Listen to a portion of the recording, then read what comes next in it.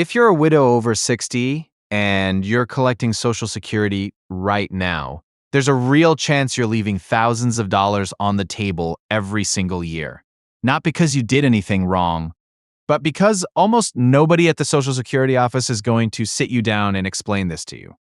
There's a rule buried inside the system that lets many widows switch from one benefit to another and collect a bigger check for the rest of their life. And most widows never even hear the word switch. They just get whatever check shows up first, and they assume that's it.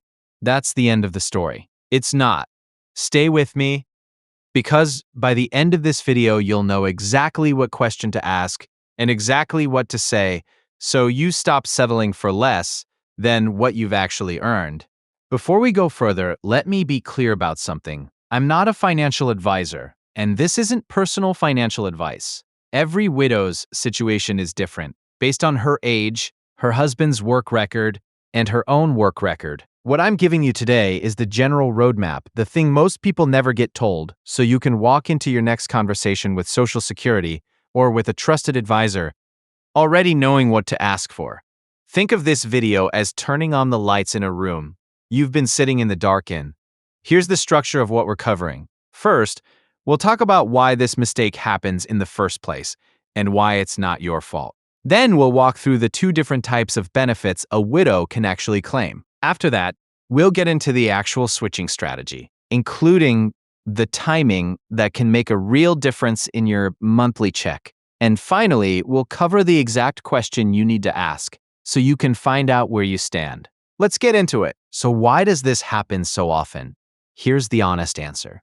Social Security is a massive system, and the people answering phones there are handling an enormous volume of calls every single day. They are not financial planners.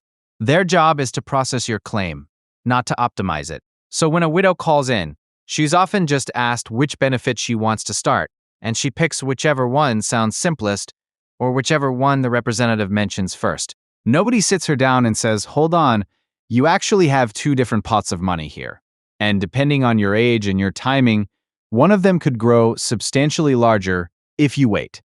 That conversation almost never happens. And because grief and paperwork are already overwhelming enough after losing a husband, most women just take the first number they're offered and move on with their lives.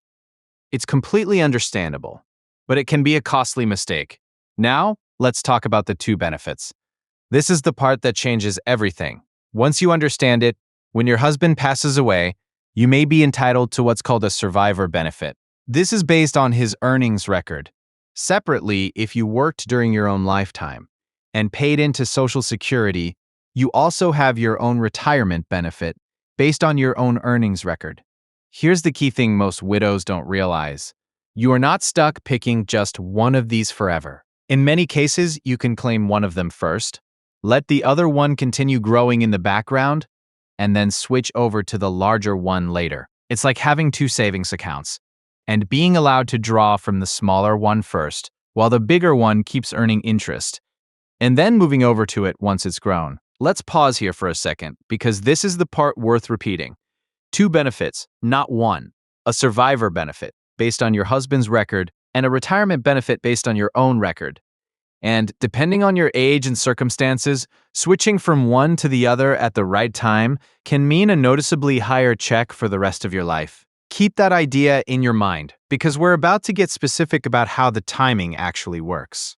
Let's talk about age, because age is really the whole game here. If you're a widow between the ages of 60 and your full retirement age, you generally have the option to start your survivor benefit earlier, at a reduced amount, simply to have income coming in. Then, later on, once you reach a certain age, often around age 70, you may be able to switch over to your own retirement benefit if it turns out to be higher.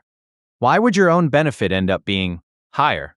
Because your own retirement benefit keeps increasing the longer you delay claiming it, all the way up until age 70. So some widows are sitting on a retirement benefit that's quietly growing every single year they don't touch it, while they collect the survivor benefit to cover their living expenses in the meantime. Then, once their own benefit has grown to its maximum, they switch over to it and lock in a larger check going forward. Here's a stat that surprises a lot of people.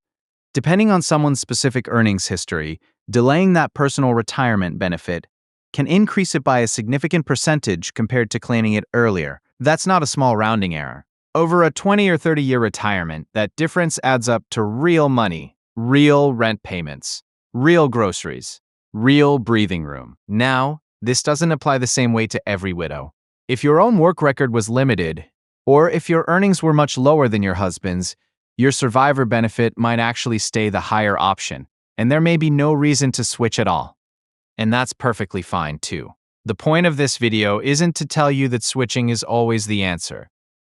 The point is to make sure you actually know this option exists, so you can ask the right question instead of just accepting whatever number you're handed. Let's talk for a moment about why this matters so much right now, in this exact stage of your life. You've already been through one of the hardest experiences a person can go through.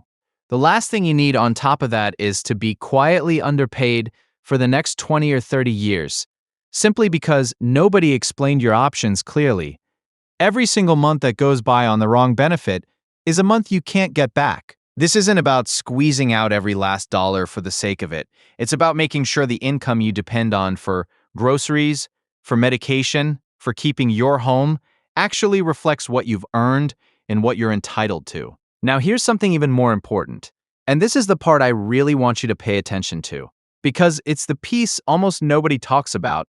Timing your switch wrong can also cost you money. If you switch too early before your own retirement benefit has grown enough, you could actually lock yourself into a smaller check permanently. This is not a decision to make on a guess or based on something a friend told you over coffee. This is a decision that depends on your specific birth year, your specific earnings history, and your specific survivor benefit amount. So while I want you to know this strategy exists, I also want you to know it needs to be checked against your own numbers before you make any final decision. So here is the exact question to bring with you, whether you're calling Social Security directly or sitting down with a trusted financial advisor. Ask them this. Can you show me side by side what my survivor benefit is right now and what my own retirement benefit would be at full retirement age and again at age 70? And based on those numbers, is there a point where switching would raise my monthly income? That question forces a real comparison. It stops the conversation from being a single number handed to you. It turns it into an actual decision, made with real information in your favor. We're getting close to wrapping up, but before we do, I want to tell you the most counterintuitive part of this whole topic because it trips up even people who think they understand the system. Many widows assume that once they pick a benefit, that choice is locked in forever, with no way to change it. That is often not true. The rules allow movement between these two benefits in many cases, especially for widows who started their survivor benefit early. So if you've already been collecting a check for a year or even several years, it does not automatically mean the door is closed. It may still be open. That alone is worth a phone call to check. Let's bring it all together now. Here's what we covered today. First, this mistake is incredibly common, and it is not your fault, because the system is not designed to explain it to you clearly. Second, you likely have two separate benefits available to you. A survivor benefit and your own retirement benefit. Not just one. Third, in many cases, the right move is to claim one first and let the other grow, then switch later for a larger check. Fourth, the exact right timing depends completely on your personal numbers, so this needs to be checked, not guessed at.